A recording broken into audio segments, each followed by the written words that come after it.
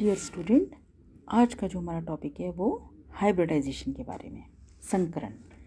इसके पहले हमने कोवेलेंट मॉलिक्यूल्स के कोवेलेंट बॉन्ड के बारे में बात करी, general characteristics of covalent bond के बारे में बात करी और उसके कोवेलेंट बॉन्ड के जो जनरल नियम हैं उनके बारे में बात करी।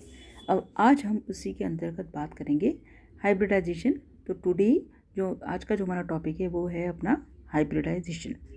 तो हाइब्रिडाइजेशन का कॉन्सेप्ट क्या है?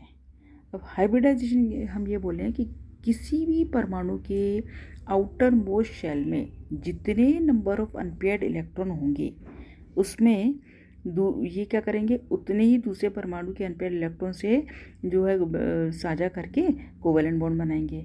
फॉर एग्जांपल बेरिलियम कार्बन और बेरिलियम बोरॉन कार्बन को ही हम ले लें तो बेरिलियम की जो वैलेंसी है वो 0, 1, 2, बेरिलियम की 0 होनी चाहिए, बोरॉन की 1 और कार्बन की 2 होनी चाहिए। इनके इलेक्ट्रॉनिक कन्फिग्रेशन से हम देखेंगे तो, लेकिन जैसे कि हम जानते हैं कि बेरिलियम की जो 2 होती है, बोरॉन की 3 होती है और कार्बन की 4 होती है। तो इनमें क्या होता है कि बॉन्ड बनाते समय इनमें क्या होता है कि कुछ जो मुक्त हुई ऊर्जा जो इलेक्ट्रॉन्स होते हैं ना, अपने ग्राउंड स्टेट से हायर एनर्जी स्टेट्स में आ जाते हैं और फिर ये हायर एनर्जी स्टेट में आने के बाद ये दूसरे परमाणु के साथ क्या करेंगे, सहयोग कोऑर्डिनेशन करेंगे और कोवेलेंट बॉन्ड का निर्माण करेंगे। फॉर एग्जांपल जैसे अपन बेरिलियम का ग्राउंड स्टेट, बेरिलियम, बोरॉन और carbon, 1s2 2s2 is beryllium, then boron is 1s2 2s2 2p1, carbon is 1s2 2s2 2p2। तो ग्राउंड स्टेट में इनके ये कॉन्फ़िगरेशन है और इनके जो मैंने पहले बताया कि बेरिलियम की जो है वो वैलेंसी जो होनी चाहिए 0, बोरॉन की 1 और कार्बन की 2, पर ऐसा नहीं है। बेरिलियम अपने को पता ही है कि बेरिलियम की में 2 अनपेयर्ड इलेक्ट्रॉन होते हैं एक्साइटेड स्टेट में। तो ये क्या करेगा कि इलेक्ट्रॉन जो है अपने जो एनर्जी लेवल से जो है इलेक्ट्रॉन जो है एनर्जी लेवल से उसी दूसरे एनर्जी लेवल में क्या करेगा, एक्साइट हो जाएगा। जैसे 1s से इलेक्ट्रॉन कहाँ जा रहा है, 2s ऑर्बिटल में जा रहा है और 2p ऑर्बिटल में जा रहा है। ठीक है, तो बेरिलियम की जो क्या हो गई वैलेंसी, जो वैलेंसी कितनी हो गई, +2। इसी प्रकार से बोरॉन में इलेक्ट्रॉन कहाँ जा रहा है, 1s 2s से 2p ऑर्बिटल में जा रहा है, तो इसकी जो है वैलेंसी कितनी हो गई, 3 हो गई। और इसी प्रकार से कार्बन की हो गई 4। अब BeH2 बेरिलियम हाइड्राइड में, बेरिलियम परमाणु में अपन ये कहें कि 2 हाइड्रोजन के परमाणु के साथ ये क्या करेंगे, सिंपल जो SS या SP ओवरलैपिंग द्वारा 2 क्या बनाएंगे, सिग्मा बॉन्ड बनाएंगे। बेरिलियम जो है हाइड्रोजन परमाणु के साथ ओवरलैप करके कैसा बॉन्ड बनाएगा, सिग्मा बॉन्ड बनाएगा। ठीक है, तो जबकि बॉन्ड अलग अलग होने चाहिए, ऐसा नहीं है। तो बेरिलियम में दोनों ही बॉन्ड क्या हैं, समान है। सेम की सेम कंडीशन BF3 ट्राई फ्लोरो बोरन में भी यही कंडीशन है कि तीनों बॉन्ड क्या हैं, समान होने चाहिए। इसी प्रकार से CH4 जिसमें भी चारों बॉन्ड क्या होने चाहिए, समान होने चाहिए। ठीक है, तो इस धारणा को, इन मॉलिक्यूल की व्याख्या करने के लिए पॉलिंग ने हाइब्रिडाइजेशन को बताया कि तो हाइब्रिडाइजेशन क्या है, हाइब्रिडाइजेशन क्या है, phenomena of mixing of atomic orbital, जो परमाणुीय कक्षकों के जो मिक्सिंग से, phenomena of mixing of atomic orbital and formation of new orbital of equal energy. तो जो एटॉमिक ऑर्बिटल हैं आपस में ओवरलैपिंग करके नए ऑर्बिटल का निर्माण कर रहे हैं, उतनी ही संख्या में, जितनी संख्या में एटॉमिक ऑर्बिटल थी, और उतनी संख्या में समान ऊर्जा और समान आकृति के नए हाइब्रिड ऑर्बिटल बनते हैं। तो इस फिनोमिना को हम कहते हैं हाइब्रिडाइजेशन। तो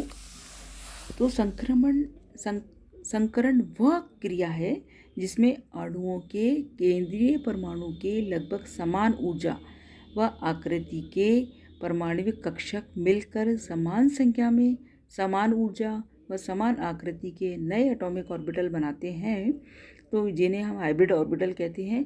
और इस प्रोसेस को हम क्या कहते हैं, हाइब्रिडाइजेशन। इसके आधार पर हम मॉलिक्यूल के स्ट्रक्चर को आसानी से एक्सप्लेन कर सकते हैं। अब इस हाइब्रिडाइजेशन की भी क्या है, कुछ नियम है।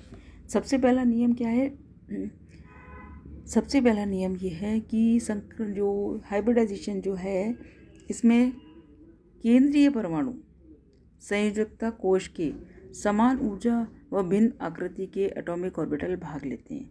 संकरण में हाइब्रिडाइजेशन में समान ऊर्जा व समान आकृति के नए एटॉमिक ऑर्बिटल बनते हैं। हाइब्रिडाइजेशन में केंद्रीय परमाणु के हाइब्रिडाइजेशन में भाग लेने वाले एटॉमिक ऑर्बिटल की संख्या भी क्या होगी, समान होगी। जितने एटॉमिक ऑर्बिटल भाग लेंगे उतने ही उसमें ऑर्बिटल्स बनेंगे। अब हाइब्रिड ऑर्बिटल की जो संख्या होती है वो केंद्रीय परमाणु के संकरण में भाग लेने वाले एटॉमिक ऑर्बिटल की संख्या की क्या होगी, बराबर होगी। तो सहसंयोजक कोवैलेंट यौगिक में केंद्रीय परमाणु के हाफ फील्ड या पूर्ण रूप से भरे हुए ऑर्बिटल भाग लेते हैं। फॉर एग्जांपल जैसे CH4 NH3 H2O में sp3 संकरण पाया जाता है। ठीक है, इसलिए हमने केंद्रीय परमाणु में कुल 4 हाइब्रिड ऑर्बिटल भाग लेते हैं। CH4 में 4 पूर्ण रूप से भरे हुए ऑर्बिटल, NH3 में जो है 1 हाफ फील्ड ऑर्बिटल और 3 भरे हुए ऑर्बिटल भाग लेते हैं। और इस प्रकार से H2O में 2 हाफ फील्ड और 2 पूर्ण रूप से भरे हुए ऑर्बिटल भाग लेते हैं। फॉर एग्जांपल ये अपन ने इनको देख लिया। तो हाइब्रिडाइजेशन के नियम जो समान ऊर्जा और समान आकृति वाले जो ऑर्बिटल मिल करके मिश्रित आकृति वाले ऑर्बिटल बनाते हैं, तो इस प्रोसेस को हम कहते हैं हाइब्रिडाइजेशन। अब ये जो एग्जांपल अपन ने कार्बन परमाणु, नाइट्रोजन परमाणु, ऑक्सीजन परमाणु, इनके एग्जांपल जो अपन ने दे रखे हैंगे, तो इस प्रकार से इनको एक्सप्लेन किया गया है। अब नेक्स्ट जो है इसका नियम जो है, मॉलिक्यूल के केंद्रीय परमाणु में हाइब्रिडाइजेशन निम्न तथा उत्तेजित दोनों प्रकार की इलेक्ट्रॉनिक अवस्था में पाया जाता है। कोऑर्डिनेशन बॉन्ड या कॉम्प्लेक्स यौगिक में केंद्रीय परमाणु के रिक्त ऑर्बिटल भी संकरण में हाइब्रिडाइजेशन में भाग लेंगे। फॉर एग्जांपल टेट्रासाइनो निकल, इसमें केंद्रीय परमाणु कौन सा है, निकल है। DsP2 जो है हाइब्रिडाइजेशन पाया जाता है, जब इसमें टाइप ऑफ हाइब्रिडाइजेशन हम इसमें देखेंगे। अब संकर कक्षकों के हाइब्रिड ऑर्बिटल के बॉन्डिंग व एंटी बॉन्डिंग ऑर्बिटल में के मध्य जो रिपल्शन बनने के कारण एक दूसरे से अधिकतम दूरी क्या वो बना लेते हैं। तो बॉन्डिंग व नॉन बॉन्डिंग इलेक्ट्रॉन के बीच में जो रिपल्शन बढ़ता जाता है, तो वो सबसे ज़्यादा रिपल्शन किसके बीच में होगा, लोन पेयर, फिर बॉन्ड पेयर, लोन पेयर, फिर बॉन्ड पेयर। तो ये हाइब्रिडाइजेशन के कुछ नियम हैं। इसके आधार पर जो है, इन नियमों के आधार पर हम जो है कि हाइब्रिडाइजेशन क्या है, तो सिंपल जो है हाइब्रिडाइजेशन जो है वो phenomena of mixing of atomic orbital and formation of new orbital of equal energy, ये प्रोसेस है। तो जनरल डेफिनेशन और उसके नियम हाइब्रिडाइजेशन के क्या है वो हमने आज डिस्कस किया। Thank you.